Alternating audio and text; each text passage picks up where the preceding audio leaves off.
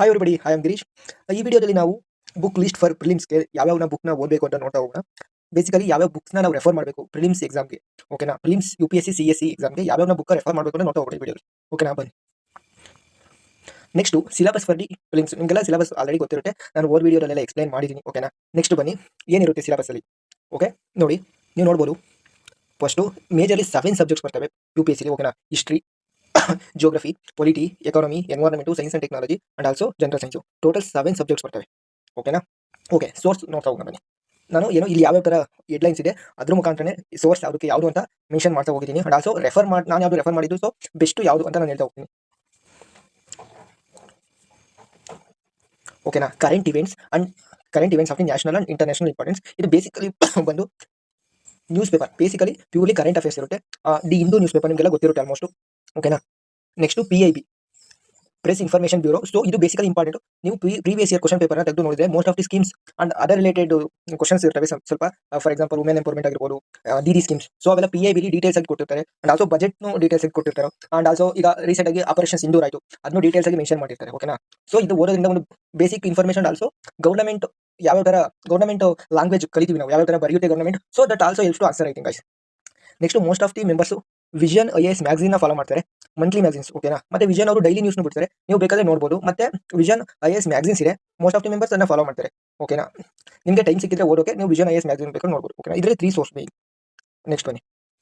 Next ಬಂದು history basically vast.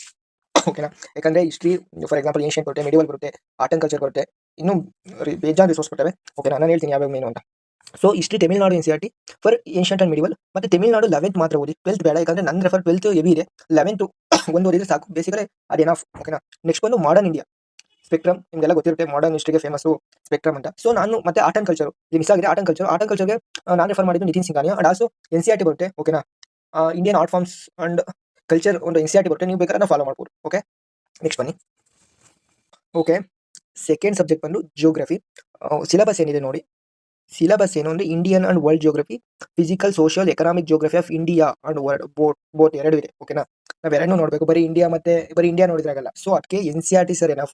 So NCERTನ ಓದಿ, ಅದ್ರ ಮೇಲೆ ಟೆಸ್ಟರ್ಸ್ನ ತಗೊಳ್ಳಿ, ಮತ್ತೆ ಮಾರ್ಕ್ ತಗೊಳ್ಳಿ, ಅದೇ ಬೇಜಾನಾಗುತ್ತೆ. ಓಕೆನಾ? ಸೊ ಈಗ ಕೆಲವೊಬ್ರು ಹೇಳ್ಬೋದು NCERT ಸಾಲಲ್ಲ, PMF IAS ಓದಬೇಕು. ಅವೆಲ್ಲ ಆಗಲ್ಲ. PMF IAS ಹೆವಿ ಇದೆ. ಓಕೆನಾ? ನೀವು NCERTನ ಪಕ್ಕ ಮುಗಿಸಿದ್ರೆ ಹಿಸ್ಟ್ರಿ ಮೀನ್ಸು ಜಿಯೋಗ್ರಫಿ ಮೇಲೆ ಯಾವುದೇ ಕ್ವಶನ್ ಬಂದರೂ ಟ್ಯಾಕಲ್ ಮಾಡೋ ಸಾಧ್ಯತೆ ಹೆಚ್ಚಿದೆ. ಓಕೆನಾ? ನೀವು ನೆಕ್ಸ್ಟ್ ಬಂದು ಏನು, polity and governance and social justice, ಈ ಥರ ಇದೆ. ಸೊ ಇದು ಗೊತ್ತು ನಿಮಗೆ ಆಲ್ಮೋಸ್ಟ್. ಪೊಲಿಟಿ ಅಂತ ಬಂದರೆ ಲಕ್ಷ್ಮೀಕಾಂತ್ ಫೇಮಸ್. ಓಕೆನಾ? ಲಕ್ಷ್ಮೀಕಾಂತ್ ಓದಿ, ಅಲಾಂಗ್ ವಿತ್ ಬೇರೆ ಆ್ಯಕ್ಟ್ ಜೊತೆ ಓದಿ. ಯಾಕೆಂದರೆ ಬೇರೆ ಆ್ಯಕ್ಟ್ ಓದಿದ್ರೆ ನಿಮಗೆ ಒಂದು ಐಡಿಯಾ ಸಿಗುತ್ತೆ ಯಾವ್ಯಾವ ಥರ ಓದಬೇಕು, ಏನೇನು ಅಂತ. ನಾನು ನೆಕ್ಸ್ಟ್ ವೀಡಿಯೋದಲ್ಲಿ ಮಾಡ್ತೀನಿ ಬೇರೆ ಆ್ಯಕ್ಟ್ ಯಾವ್ಯಾವ ಥರ ಓದಬೇಕು, ಬೇರೆ ಆ್ಯಕ್ಟಿಂದ ಏನೇನು ಯೂಸ್ ಇದೆ. ಓಕೆ? ಮತ್ತು UPSC ನೀವು ಪ್ರೀವಿಯಸ್ ಇಯರ್ ಮೋಸ್ಟ್ ಅನಲೈಸ್ ಮಾಡಿ, ಬಿಕಾಸ್ ಅದು ಹೆವಿ ಯೂಸ್ ಆಗುತ್ತೆ ನಿಮಗೆ. ಅನಲೈಸ್ ಮಾಡೋಕ್ಕೂ ಯೂಸ್ ಆಗುತ್ತೆ, ಮತ್ತು ನೀವು ರಿಟೆನ್ಷನ್ನು ಮತ್ತು UPSC ಲ್ಯಾಂಗ್ವೇಜ್ನ ಅರ್ಥ ಮಾಡ್ಕೊಳಕ್ಕೂ ಈಸಿ ಆಗುತ್ತೆ. ಬೇರೆ ಆ್ಯಕ್ಟ್ ಆಯಿತು. ಮತ್ತು NCERTನ ಒಂದ್ಸತಿ ಓದಿ, 6 to 12 ಬೇಸಿಕ್ ಒಂದು ಐಡಿಯಾ ಸಿಗೋಕೆ. ಯಾಕಂದರೆ ಫಿಲಾಸಫಿ ಕ್ವಶನ್ ಕೇಳುತ್ತೆ. ಈ ಸತಿ ಕೇಳಿಲ್ಲ, 2024 ಫಿಲಾಸಫಿ ಕೇಳಿಲ್ಲ. ಫಿಲಾಸಫಿ ಕ್ವಶನ್ ಕೇಳುತ್ತೆ. ನೆಕ್ಸ್ಟ್ ಸತಿ ಕೇಳೋ ಚಾನ್ಸಸ್ ಹೆವಿ ಇದೆ ಫಿಲಾಸಫಿ ಮೇಲೆ. ಓಕೆನಾ? ಮತ್ತು UPSC ಯಾವ ಥರ ಮಾಡುತ್ತೆ ಅಂದರೆ, ಈ ಸತಿ ಕೇಳಿದ ಕೇಳಿದ ಟಾಪಿಕ್ ನೆಕ್ಸ್ಟ್ ಸತಿ ಕೇಳಲ್ಲ. ನೆಕ್ಸ್ಟ್ ಸತಿ ಇಲ್ಲ, ಅದ್ರ ನೆಕ್ಸ್ಟ್ ಸತಿ ಕೇಳುತ್ತೆ. ಓಕೆನಾ? ಈ ಥರ ಏನು ಮಾಡ್ತಾರೆ ಇವರು. ನೆಕ್ಸ್ಟ್ ಯಾವ ಸಬ್ಜೆಕ್ಟು, ನಾನು ಎಕನಾಮಿಕ್. ಓಕೆ, ಎಕನಾಮಿಕ್ ಮತ್ತು ಸೋಷಿಯಲ್ ಡೆವಲಪ್ಮೆಂಟ್, ಇದಕ್ಕೆ ನಾನು ರೆಫರ್ ಮಾಡಿದ್ದು ಶಿವನ್ ಸರ್. ನಾನು ಬುಕ್ ಓದಿದ್ದೆ, ಎಕಾನಮಿ ತಮಿಳ್ನಾಡು NCERT ಇದೆ, ಇದಕ್ಕೆ ಬುಕ್ಕ ಓದಿದ್ದೆ. ಸೊ ಅದಾದಮೇಲೆ ಏನಂದರೆ ಅರ್ಥ ಆಯಿತು, ಆಲ್ಮೋಸ್ಟ್ ಅರ್ಥ ಆಯಿತು. ಬಟ್ ನನಗೆ ಕಾನ್ಸೆಪ್ಟುವಲ್ ಅಷ್ಟು ಅಂಡರ್ಸ್ಟ್ಯಾಂಡಿಂಗ್ ಇರಲಿಲ್ಲ, ರಿಟೆನ್ಷನ್ ಇರಲಿಲ್ಲ.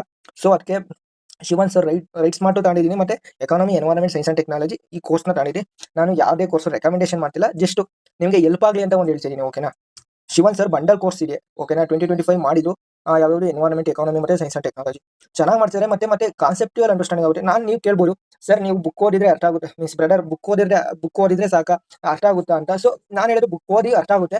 ಬಟ್ ಏನಂದರೆ ಈಗ ಕಾನ್ಸೆಪ್ಟುವಲ್ ಅಂಡರ್ಸ್ಟ್ಯಾಂಡಿಂಗ್ ಅನ್ನೋದು ಅಷ್ಟು ಆಗಲ್ಲ, ನಾವು ಬುಕ್ ಓದೋಕ್ಕೆ ಸಿಗಲ್ಲ. ಫಾರ್ ಎಕ್ಸಾಂಪಲ್ ನಿಮಗೆ ಗೊತ್ತಿರ್ಬೋದು, ಯಾರೋ ಒಂದು ಹೇಳ್ಕೊಟ್ಟಿದ್ದು ನಿಮಗೆ ಎಷ್ಟು ಚೆನ್ನಾಗಿ ಜ್ಞಾಪಕ ಇರುತ್ತೋ, ಅದು ಬರೀ ನೀವು ಓದಿದ್ದು ಎಷ್ಟು ಜ್ಞಾಪಕ ಇರಲ್ಲ. ಓಕೆನಾ? ಸೊ ಒಬ್ಬ ಎಕ್ಸ್ಪರ್ಟು ಚೆನ್ನಾಗಿ ಹೇಳ್ಕೊಟ್ರೆ ಒಂದು ಮೆಮೊರೈಸೇಷನ್ ಇರುತ್ತೆ. ಸೊ ಇವ್ರು ಚೆನ್ನಾಗಿ ಹೇಳ್ಕೊಡ್ತಾರೆ.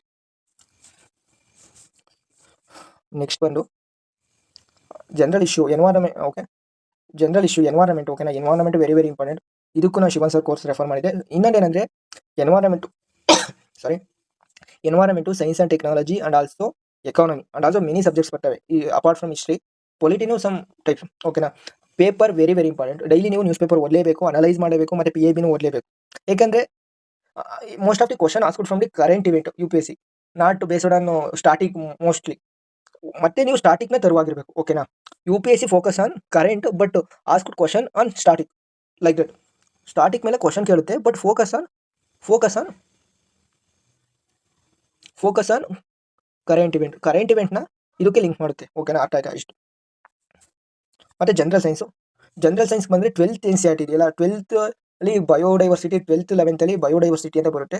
ಆ ಚಾಪ್ಟರ್ ನಾನು ಓದಿದ್ದೆ. ಮತ್ತೆ ಸರ್ ಕವರ್ ಮಾಡ್ತಾರೆ. ಓಕೆನಾ. ಮತ್ತೆ ನಾನು ಅಗೇನ್ ಹೇಳ್ತಿದ್ದೀನಿ, ಯಾವುದೇ ರೆಕಮೆಂಡೇಶನ್ ಅಲ್ಲ, ನಾನು ಏನು ಓದಿದ್ದು ಮತ್ತು ನನಗೆ ಏನು ಅರ್ಥ ಆಯಿತು, ಸೊ ಅದನ್ನು ನಿಮ್ಗೆ ಹೇಳ್ತಿದ್ದೀನಿ. ಓಕೆನಾ. ನೀವು ಬೇಕಾದ್ರೆ ರೆಫರ್ ಮಾಡ್ಬೋದು, ನಿಮಗೆ ಬೇರೆದು ಕಂಫರ್ಟ್ ಅಂದರೆ ಅದು ರೆಫರ್ ಮಾಡ್ಬೋದು. ಓಕೆನಾ. ನೆಕ್ಸ್ಟ್ ಇಷ್ಟು ಟೋಟಲ್ 7 ಸಬ್ಜೆಕ್ಟ್ಸ್ ಬರ್ತವೆ ಪ್ರಿಲಿಮ್ಸಲ್ಲಿ. 7 ಸಬ್ಜೆಕ್ಟ್ ಮೇಲೆ ನೀವು ವರ್ಕ್ ಮಾಡಬೇಕು. ಮತ್ತು ಇನ್ನೊಂದೇನೆಂದರೆ, ಸಮನ್ ಕೇಳ್ತಾರೆ ನೀವು ಇಂಗ್ಲೀಷಲ್ಲಿ ಮಾಡಿ ವೀಡಿಯೋನ ಏನು ಕನ್ನಡದಲ್ಲಿ ಮಾಡ್ತೀರಾ ಅಂತ. ಸೊ ನಾನು ಅನ್ಕೊಂಡು ನನ್ನ ಅನಿಸಿಕೆ ಏನಂದರೆ, ಕನ್ನಡ ಪೀಪಲ್ಗೆ ಜಾಸ್ತಿ ರೀಚ್ ಆಗಬೇಕು. ಯಾಕಂದರೆ ಕನ್ನಡ ಪೀಪಲ್ UPSCಗೆ ಬರೋದು ಕಮ್ಮಿ, ಮತ್ತು ಒಂದು ಗೈಡೆನ್ಸ್ ಇಲ್ಲ, ಸೊ ಆನ್ಲೈನ್ ರಿಸೋರ್ಸ್ ಇಲ್ಲ, ಕಮ್ಮಿ. ಓಕೆನಾ. ಮತ್ತು ಕೋಚಿಂಗ್ಗಳು ಜಾಸ್ತಿ ದುಡ್ಡು ಕೇಳ್ತಾರೆ. ಓಕೆನಾ. ನಾವು ಯೂಟ್ಯೂಬಲ್ಲಿ ಫ್ರೀಯಾಗಿ ಒಂದು ಬೇಸಿಕ್ ಇನ್ಫಾರ್ಮೇಷನ್ನ ತಿಳಿಸ್ಕೊಟ್ರೆ ತುಂಬ ಉಪಯೋಗ ಆಗುತ್ತೆ. ಓಕೆನಾ. ಅದೊಂದು ಕಾರಣಕ್ಕೋಸ್ಕರ ನಾವೊಂದು ಇನಿಷಿಯೇಟಿವ್ನ ಸ್ಟಾರ್ಟ್ ಮಾಡ್ತೀವಿ ಫ್ರೀಯಾಗಿ. ನಮಗೆ ಏನು ಗೊತ್ತು ಅದನ್ನು ಯೂಟ್ಯೂಬಲ್ಲಿ ಹೇಳ್ತಾ ಹೋಗೋದು ಅಷ್ಟೇ. ನೆಕ್ಸ್ಟು ಏನಂದರೆ, ಫೈನಲ್ ಮೆಸೇಜ್ ಏನು, ಬಿಲೀವ್ ಇನ್ ಯು. ಓಕೆನಾ. Don't worry about your failures and baggages, just believe in you. Okay. Swami Vivekananda ಒಂದು ಮಾತು ಹೇಳ್ತಾರೆ, ನಮ್ಮ ಭಾರತದ 33 ಕೋಟಿ ಅಂದರೆ ಮೀನ್ಸ್ 143 ಹೆಚ್ಚು ಜನರಿದ್ದಾರೆ. ಅವರು ತಮ್ಮಲ್ಲಿ ತಾವು ನಂಬಿಕೆ ಇಟ್ಟರೆ ಏನು ಬೇಕಾದ್ರೂ ಜಯಿಸ್ಬೋದು. ಆದರೆ ನಮ್ಮ ಭಾರತದಲ್ಲಿ ಜಾಸ್ತಿ ದೇವರ ಮೇಲೆ ಜಾಸ್ತಿ ನಂಬಿಕೆ ತಮಗಿಂತ. ಓಕೆನಾ. ದೇವರ ಮೇಲೆ ನಂಬಿಕೆ ಒಳ್ಳೆಯದು. ಓಕೆ. ಹಾಗೆ ತಮ್ಮ ಮೇಲೆ ಹೆಚ್ಚು ನಂಬಿಕೆ ಇರಬೇಕು. ಸೆಲ್ಫ್ ಕಾನ್ಫಿಡೆನ್ಸ್ ಇದೆ ಬೆಸ್ಟ್ ವೆಪನ್ ಫಾರ್ ಎನಿಥಿಂಗ್. ಅದಕ್ಕಿಂತ ಏನು ನಿಮಗೆ ಯಾವುದು ಶಕ್ತಿ ಕೊಡಲ್ಲ. ಓಕೆನಾ. ನಿಮ್ಮಲ್ಲಿ ನೀವು ನಂಬಿಕೆ ಇಡಿ. ಮತ್ತು ಈ ಪ್ರಿಪ್ರೇಷನಲ್ಲಿ ಏನಂದರೆ, ಪರ್ಫೆಕ್ಟಿಸಮ್ ಹುಡ್ಕೋಕೆ ಹೋಗಬೇಡಿ. ಏನಂದರೆ, ಒಂದು PIB ಓದ್ತಿರ್ತೀರಾ, ಆ್ಯಂಡ್ ಹಿಂದೂ ಓದ್ತಿರ್ತೀರಾ, ಆ್ಯಂಡ್ ಅದರ್ ಥಿಂಗ್ಸ್ ನೀವು ಅಕಾರ್ಡಿಂಗ್ ಟು ಟಾಪರ್ಸ್ ಹೇಳಿರ್ತಾರೆ, ಅದ್ರ ಮುಖಾಂತರ ಓದ್ತಿರ್ತೀರಾ. ನಿಮ್ಗೆ ಅನಿಸುತ್ತೆ, ಸೊ ನಾನೇನೋ ಬೇರೆಯವ್ರು ಓದ್ತಿದ್ದೀನೇನೋ, ಬೇರೆಯವರೆಲ್ಲ ಏನೇನೋ ರೆಫರ್ ಮಾಡ್ತಿರೋನೋ, ನಾನು ಬೇರೇನೋ. ಆ ಥರ ಏನೂ ಇಲ್ಲ. ಯಾರು ಪರ್ಫೆಕ್ಟಾಗಿ ಯಾರು ಸ್ಟ್ರಾಟಜಿ ಆಗಿ ಎಕ್ಸಾಮ್ನ ಹೊಡೆಯೋಕ್ಕಾಗಲ್ಲ. ನಿಮಗೆ ಗೊತ್ತಿರ್ಬೋದು, ಈ ಸತಿ ಶಕ್ತಿ ಇರಬೇಕು ಕ್ಲಿಯರ್ ಮಾಡಿದರೆ ಅವ್ರದ್ದು 5th ಅಟೆಂಪ್ಟ್. ಓಕೆನಾ. ಅವ್ರು ಸ್ಟಾರ್ಟಿಂಗ್ 3 ಅಟೆಂಪ್ಟ್ಸು ಪ್ರಿಲಿಮ್ಸ್ ಆಗಿಲ್ಲ. ಸೊ ಅವ್ರ ಸ್ಟೋರಿ, ನಿಮ್ಮದು ಪ್ರಿಲಿಮ್ಸ್ ಆಗುತ್ತೋ ಇಲ್ವೋ ನನಗೂ ಗೊತ್ತಿಲ್ಲ, ಬಟ್ ಬಿಲೀವ್ ಇನ್ ಯು. ಓಕೆನಾ. ಟ್ರೈ ಮಾಡಿ. ಬೆಸ್ಟ್ ಆಫ್ ಸಕ್ಸಸ್ ಅನ್ನೋದು ಸಕ್ಸಸ್ ಫೇಲ್ಯೂರ್ ಅನ್ನೋದಿಲ್ಲ. ನೀವು 100% ಕೊಡಿ, ಡೂ ಬೆಸ್ಟ್ ಮಾಡಿ, ಅದೇ ಸಕ್ಸಸ್. ಓಕೆನಾ. ಸೊ ನೀವು ನಿಮ್ಮ 100% ಎಫರ್ಟ್ ಹಾಕಿ. ಓಕೆನಾ. That definitely helps. Thank you guys, thank you. Video ಕೊನೆವರೆಗೂ ನೋಡಿದ್ದಕ್ಕೆ ಧನ್ಯವಾದ. ಆ್ಯಂಡ್ ಆಲ್ಸೋ ಯಾರ್ಯಾರು UPSC ಓದ್ತಾ ಇರ್ತಾರೆ ಮತ್ತು ಒಂದು ಸ್ವಲ್ಪ ಮೋಟಿವೇಶನ್ ಬೇಕು, ಯಾವ್ಯಾವ ಥರ ಓದಬೇಕು ಅಂತ ಅಂದ್ಕೊಂಡಿರ್ತಾರೆ, ಕಾಲೇಜ್ ಹುಡುಗರು ಓದಬೇಕು ಅಂತ ಅಂದ್ಕೊಂಡಿರ್ತಾರೆ, ಯಾರ್ಯಾರು ಆ ಥರ ಇದ್ದರೆ ಈ ವಿಡಿಯೋ ಶೇರ್ ಮಾಡಿ. ಕೊನೆವರೆಗೂ ನೋಡಿದ್ದಕ್ಕೂ ಥ್ಯಾಂಕ್ ಯು ಗೈಸ್. ಬಾಯ್.